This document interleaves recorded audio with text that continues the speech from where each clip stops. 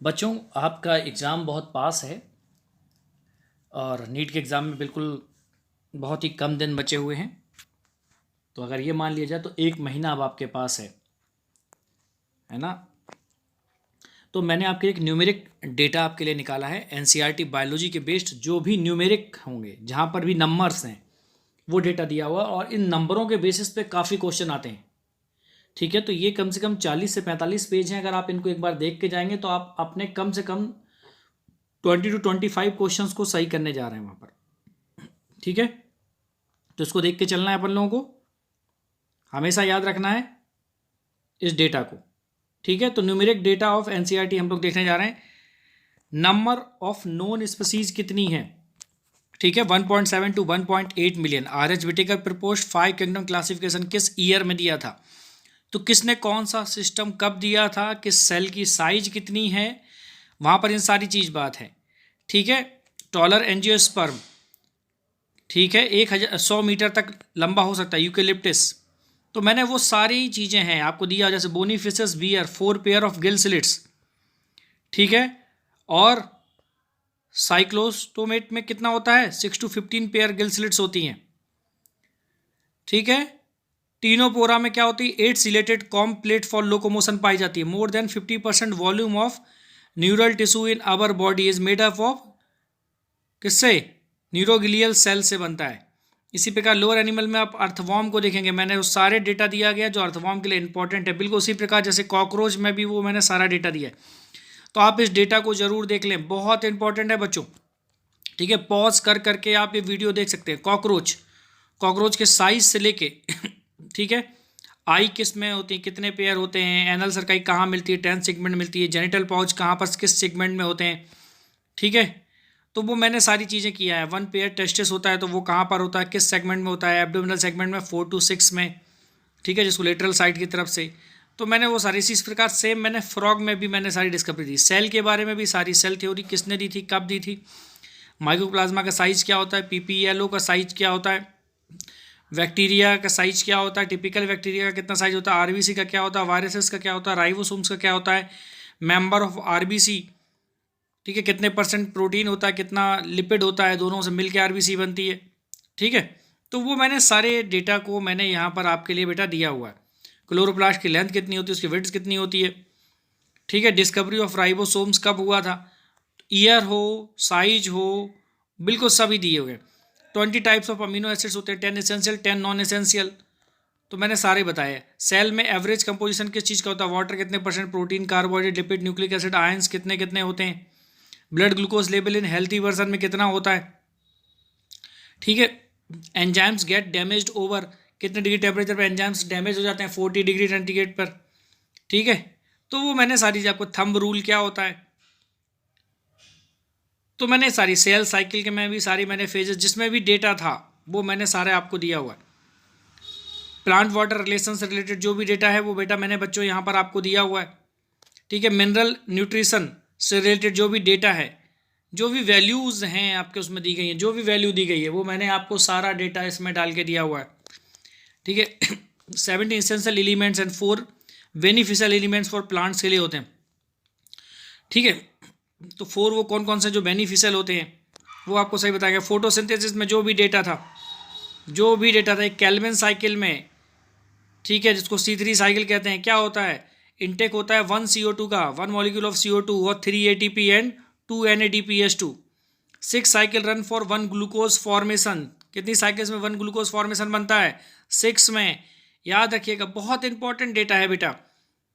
ठीक है, saturation for CO2 concentration, C4 plants में कितना होता है, C3 प्लांट्स में कितना होता है, CO2 कंसंट्रेशन इन एटमॉस्फेयर में कितना होता है, प्लांट में जो रिस्पिरेशन होता है वो क्या होता है, एरोबिक रिस्पिरेशन में कितने ATP, 36 to 38 ATP फॉर्म। ठीक है, एनारोबिक में क्या होता है, glycolysis, 2 ATP formation, less than 7% of aerobic respiration होता है इसमें। एक glucose breakdown of 1 glucose molecule, तो ग्लाइकोलिसिस में 2, ठीक है, क्रैब साइकिल में 6। कैसे, आप देखिए मैंने सारा सब कुछ यहाँ पर डेटा दिया हुआ। 6 CO2 में 2 क्या होता है, लिंक्ड होता है और 4 क्रैब साइकिल से मिलता है। 10 NADH2 में क्या होता है, 30 ATP मॉलिक्यूल बनते हैं। उसके अलावा 10 को कैसे, क्रैब साइकिल में 6 हैं, लिंक में 2 है, ग्लाइकोलाइसिस में 2 है, तो 10 NADH2 हो जाता है टोटल। ठीक है, तो टोटल 38 ATP का फॉर्मेशन होता है ग्लूकोज से। रेस्पिरेटरी कंटेंट क्या होता है, कार्बोहाइड्रेट के लिए 1 होता है, फैट्स के लिए लेस देन 1 होता है। ठीक है, फैटी एसिड्स के लिए 0.7 होता है, प्रोटीन के लिए 0.9 होता है। बहुत इंपॉर्टेंट डेटा है, यहाँ से क्वेश्चन बनते हैं, पूछे ही जाते हैं। प्लांट ग्रोथ की बात अगर करें आप, सेल्स ऑफ वाटरमेलन में increase size by up to the कितना 350,000 टाइम्स। ठीक है, तो ये डेटा बहुत इंपॉर्टेंट है, आप इसको देखें। डाइजेशन में डेंटल फार्मूला मैंने बताया, चाइल्ड का, एडल्ट का, तो जहाँ पर भी जो भी एनसीईआरटी में वैल्यूज थी, जहाँ भी जो डिजिट लिखी हुई थी मैंने, वो सारे आपको दिए हुए। वेट ऑफ लीवर कितना होता है, पीएच वैल्यू सलाइवा की कितनी होती है, गैस्ट्रिक जूस की कितनी होती है, इंटेस्टाइन की कितनी होती है। ठीक है, स्टमक में फूड कितने समय तक रहता है, 4 to 5 आवर्स तक। तो जो भी डेटा है बेटा, ये वो सारा डेटा है। टाइडल वॉल्यूम कितना होता है, आईआरवी कितना होता है, ईआरवी क्या होता है, आरवी क्या होता है, रेसिडुअल वॉल्यूम कहते हैं, आईसी, ईसी, एफआरसी, ठीक है, टीएलसी, तो वो ना सर, पीसीओ2, पीओ2, एयर के लिए कितना होता है, एल्वियोलाई में कितना होता है, ऑक्सीडेटेड ब्लड में कितना होता है, ठीक है, डीऑक्सीडेटेड ब्लड में कितना होता है, टिश्यूज में कितना होता है, सॉल्युबिलिटी ऑफ CO2 कितनी होती है, 20 to 25 times higher than that of O2। Thickness of diffusion membrane of alveoli कितनी होती है, 0.2 μm। सॉल्युबिलिटी ऑफ CO कितनी होती है, 300 times higher than O2 in blood. Transport of gases, तो वो सारा डेटा बेटा जो जहां पर भी दिया हुआ था, एसेंशियल था। ठीक है, जैसे every 100 ml of deoxygenated blood deliver approximately 4 ml of CO2 to alveoli. Important है। सर्कुलेटरी सिस्टम में ब्लड में कितने % प्लाज्मा होता है, कितने % फॉर्म्ड एलिमेंट्स होते हैं, 55% प्लाज्मा होता है। प्लाज्मा भी जो 90 to 92% होता है उसमें वाटर होता है, बाकी 6 to 8% क्या होता है उसमें बेटा प्रोटीन होता है। 45% फॉर्म्ड एलिमेंट होता है उसमें, आरबीसी, डब्ल्यूबीसी, प्लेटलेट्स मिलते हैं। ये क्वेश्चन बहुत बार पूछा गया है, ब्लड के फॉर्म्स एलिमेंट्स कौन कौन से हैं, कितने % फॉर्म्ड एलिमेंट्स होता है, आरबीसी की लाइफ स्पेन कितनी होती है, डब्ल्यूबीसी की लाइफ स्पेन कितनी होती है, डब्ल्यूबीसी में क्या होता है, बेसोफिल, इस्नोफिल, मोनोसाइट्स, ठीक है, लिम्फोसाइट, न्यूट्रोफिल्स, तो ये सारा दिया गया। प्लेटलेट्स, थ्रोम्बोसाइट्स, ठीक है, number of chamber of hearts कितने होते हैं, फिशेज में 2 होते हैं, एम्फीबिया रेप्टाइल्स में 3 होते हैं, बर्ड्स, मैमल और क्रोकोडाइल में 4 होते हैं। वो सारा डेटा जो इसेंशियल है वो मैं आपको यहाँ पर दे रहा हूँ। Number of impulse, number of impulse देखिए आपको मैंने सारा दिया हुआ है। ठीक है, 70% blood possibly flow from atrium to ventricle and 30% blood flow by atrial systole.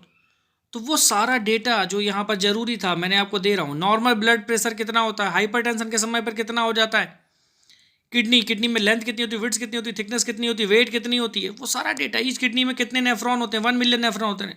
Renal blood flow कितना होता है, वो सारा आपको दिया। 1/5 ऑफ कार्डियक आउटपुट होता है ना, GFR, यूरिन रिलीज कितनी होती है पर डे। ठीक है, ऑस्मोरेगुलेटरी ऑफ किडनी में कितना जाता है, कॉर्टेक्स में, मेडुला में कितना होता है। ठीक है, human kidney can produce 4 times concentrated urine than initial filtrated form. Locomotion में देखिए आप, तो वो सारा डेटा जो बच्चों आपके लिए एसेंशियल है, जो आपके एग्जाम में आने वाला है। तो आप कम से कम सोचिए 25 to 30 क्वेश्चन तो आप इस डेटे से आप सही करके आएंगे। इसकी वजह से क्वेश्चन से डायरेक्टली नहीं आएंगे, मैं बात नहीं कर रहा हूँ, मैं ये कह रहा हूँ कि इसकी वजह से आप सही करके आओगे। बहुत सारे क्वेश्चन डायरेक्टली भी डेटा से रिलेटेड होंगे, लेकिन आप कम से कम 25 to 30 क्वेश्चन का आप एज ले लोगे अगर आपको यहाँ पर ये कन्फर्मेशन है। ठीक है, सारा डेटा आपको अलग से नहीं। नर्वस सिस्टम में कौन कौन सा डेटा है, इंडोक्राइन में क्या है, रिप्रोडक्शन इन ऑर्गेनिज्म में कितना डेटा है। तो आपकी एनसीईआरटी में जो भी वैल्यूज, जो भी नंबर और डिजिट्स कहीं लिखी हुई थी, उन सबको यहाँ पर एक साथ दे दिया गया। सेक्सुअल रिप्रोडक्शन फ्लावरिंग प्लांट्स में देखिए 60% एंजियोस्पर्म में पॉलन ग्रेन सेट हो जाते हैं 2 सेल्ड स्टेज में। ठीक है, और 40% इसमें पॉलन ग्रेन में 3 सेल्ड स्टेज में गिरते हैं, सेट हो जाते हैं। ठीक है, बायोबिलिटी क्या होती है, ठीक है, मैंने सारे आपको बेटा लिख के दिया हुआ है।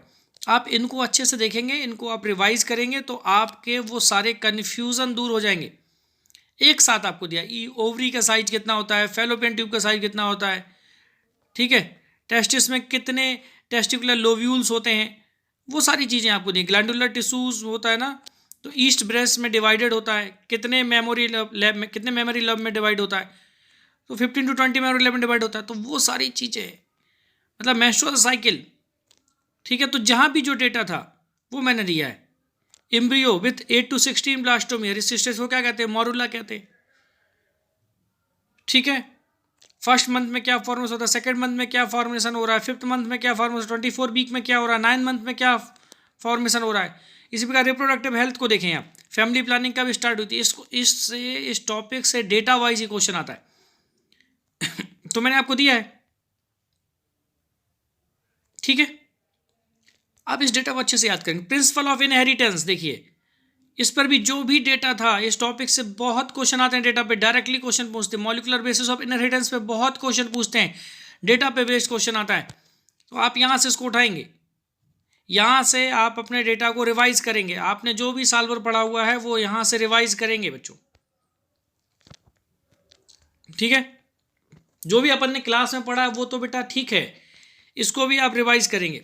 ह्यूमन जीनोम प्रोजेक्ट में क्या क्या डेटा था, क्या क्या वैल्यूज थी, कौन कौन से नंबर थे। एवोल्यूशन में मैंने आपको देखो सारी चीजें, जहां पर भी कोई डिजिट्स है आपके एनसीईआरटी में, दोनों एनसीईआरटी में 11th और 12th की दोनों एनसीईआरटी में जो भी डिजिट्स हैं वो उनका यहाँ पर यूज किया गया बेटा,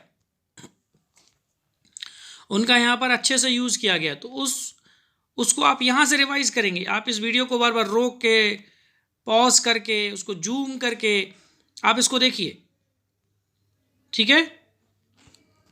आप इसको बिल्कुल अच्छे से जूम कर करके, पॉज कर करके देखेंगे आप, तो यहाँ से आपको काफ़ी फायदा होने जा रहा है। 25 to 30 क्वेश्चन, 35 क्वेश्चन आप यहाँ से सही करने जा रहे हैं। बायोटेक्नोलॉजी पे प्रिंसिपल और प्रोसेस में देखिए कितना डेटा है, और इस पे पक्का क्वेश्चन बनता है। बायोटेक्नोलॉजी में डेटा पे बेस्ड क्वेश्चन, एक क्वेश्चन आपको मिलने जा रहा है, कई बार 2 क्वेश्चन भी, 3 क्वेश्चन भी मिलेंगे आपको बायोटेक्नोलॉजी डेटा बेस पे। और बायोटेक्नोलॉजी में जो एप्लीकेशन वाला टॉपिक था उससे भी देखो काफ़ी डेटा पे क्वेश्चन आते हैं। इकोलॉजी बहुत इंपॉर्टेंट है, कॉन्सेप्चुअल भी आता है लेकिन बीच में डेटा भी होता है, ठीक है। इकोलॉजी से भी आपको डेटा पे क्वेश्चन मिल जाना है। सिर्फ एक सिंगल वीडियो को अगर आप यहाँ पर इसको जूम कर करके देखेंगे तो आपको 20 to 25 क्वेश्चन आप एक्स्ट्रा सॉल्व करने जा रहे हैं। एज ले लेंगे आप 30 से 35 क्वेश्चन का। आप पूरे पेपर में 90 क्वेश्चंस के पेपर में आप अप्रोक्सीमेटली 20 to 25 30 क्वेश्चन तक आप एज ले लेंगे अदर लोगों के कंपेरिजन में। अगर आपको यहाँ पर ये डेटा की क्लियरिटी है तो आपके कई सारे कॉन्सेप्ट भी वहाँ पर क्लियर होंगे, ठीक है। क्योंकि हम डेटा भूल जाते हैं, कॉन्सेप्ट तो हमारे पास क्या रहता है, याद रहता है हमको, कॉन्सेप्ट अच्छे से क्लियर रहता है, लेकिन वो डेटा हमारे दिमाग से चलाता है। बायोडाइवर्सिटी एंड कंजर्वेशन से बहुत डेटा है, ठीक है। इसको आप बस थोड़ा सा रिवाइज कर लेंगे तो यहाँ पर ये क्लियरिटी हो जाएगी, ठीक है।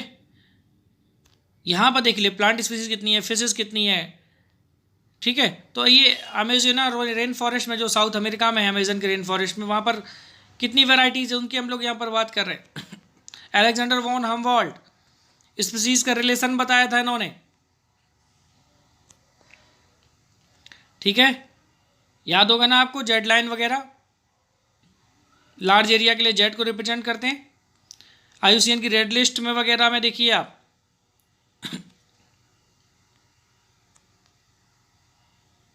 है ना। बायोडाइवर्सिटी हॉट स्पॉट, एक क्वेश्चन आपको पक्का आता है यहाँ से हॉट स्पॉट से, तो वो डेटा इन इंडिया में कहाँ कहाँ पर कौन कौन से बायोस्फीयर रिजर्व है, नेशनल पार्क्स कितने हैं, वाइल्ड लाइफ सेंचुरीज कितनी है, इन्वायरमेंटल इशूज कौन कौन से हैं, कौन सा एक्ट कब आया था, इस पे क्वेश्चन पक्का आता है। एक्ट पे अगर आप इतना डेटा एक बार देख के जाएंगे ना लाइन वाइज, तो आप वहाँ पर कन्फर्मेशन हो जाएंगे। ड्रिंकिंग वाटर में estimated maximum concentration of metals की कितनी होती है, ठीक है। तो इस तरह के क्वेश्चंस आपको गलत नहीं होंगे। सल्फर इन पेट्रोल में यूरो सेकेंड नॉर्म्स के अनुसार कितना होना चाहिए, थर्ड नॉर्म्स कितनी सिटियों में, फोर्थ नॉर्म्स कितनी सिटियों में शुरू हुआ, बेसल नॉर्म्स भी कहते हैं इनको। Integrated water waste water treatment system, ठीक है। तो आप यहाँ पर देखेंगे इनको बिल्कुल करके जाएंगे आप, इसको एक बार रिवाइज करके जाइएगा। अगर यहाँ पर आप इसको रिवाइज करके जा रहे हैं तो आप समझिए कई सारे क्वेश्चंस को सॉल्व करके जा रहे हैं। एनसीईआरटी बायोलॉजी का ईयर वाइज डेटा देख लीजिए, कौन सी चीज़ की डिस्कवरी किसने की, किस ईयर में किस साइंटिस्ट ने क्या चीज़ डिस्कवर की थी। लैंगडॉन ने डाउन सिंड्रोम की खोज की थी 1866 में, तो वो सारा डेटा एक साथ दे दिया गया बच्चों आपको, ठीक है। तो इस डेटा को आप अच्छे से रिवाइज करें। 1951 में फैमिली प्लानिंग स्टार्टअप हुई थी। इलेक्ट्रॉन माइक्रोस्कोप इन्वेंशन 1950 में हुआ था। राइबोसोम्स बाय जॉर्ज पैलेट, याद है 1953। स्टैनले मिलर का एक्सपेरिमेंट भी इसी समय पर हुआ था। डबल हेलिकल स्ट्रक्चर मॉडल जो डीएनए था वो भी इसी समय पर हुआ था, वॉटसन ने, क्रिक ने दिया था। तो 1953 बड़ा इंपॉर्टेंट है। तो किसी भी ईयर में कितने कोई इवेंट्स हुआ है, ठीक है। 1974 में वाटर एक्ट आया था और चिपको मूवमेंट आया था। जॉइंट फॉरेस्ट मैनेजमेंट 1980 में आया था। 1981 में एयर पॉल्यूशन एक्ट आया था और एड्स आया था, है ना। एड्स को फर्स्ट रिपोर्टेड किया गया था 1981 में। भोपाल गेस्ट रजिस्ट्री और ministry of environmental and forest establishment और इन्वायरमेंटल एक्ट 1986 में आया था। इसको नीपा कहते हैं, एनईपी। नीपा पे कई सारे क्वेश्चन पूछे गए, कई साल पूछे गए। नेशनल फॉरेस्ट पॉलिसी कब बनी? 1988 में। मॉन्ट्रियल प्रोटोकॉल कब इफेक्टिव होता है? 1989 में। तो बच्चों ये सारी चीज़ें हमने आपको एक जगह पर दे दी। अर्थ समिट रियो डी जनेरियो में हुई थी 1992 में। क्योटो प्रोटोकॉल 1997 में। क्लाइमेट चेंज COP 3 याद है, ठीक है। तो ये आपको याद रखना। World summit for sustainable development of biodiversity कब हुई थी? 2002 में। HGP कंप्लीटेड कब हुई थी? 2003 में। IUCN, ठीक है, के अनुसार कुछ डेटा दिया गया था, ठीक है। यूरो की बात कर रहे हैं, वर्ल्ड पॉपुलेशन और इंडिया पॉपुलेशन की बात कर रहे हैं, MTP एक्ट की बात कर रहे हैं। तो बेटा ये जो डेटा है ये बहुत इंपॉर्टेंट है। इसी के साथ आपको थैंक यू। और अगर आप इस वीडियो को देख के जाते हैं तो आप समझ लेंगे आप अपना बहुत फ़ायदा करने जा रहे हैं। थैंक यू बच्चों।